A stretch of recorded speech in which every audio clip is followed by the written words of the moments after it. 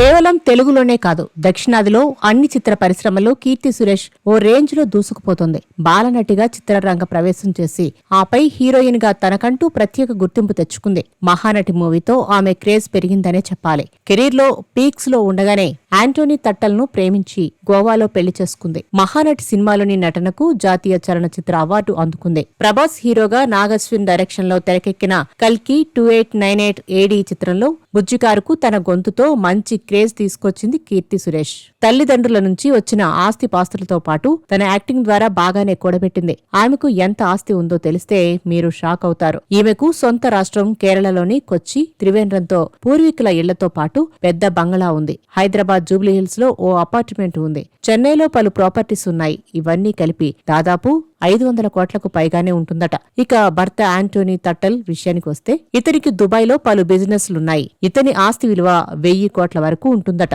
మొత్తంగా కీర్తి సురేష్ కు 1500 కోట్ల వరకు ఉంటుందనేది సమాచారం.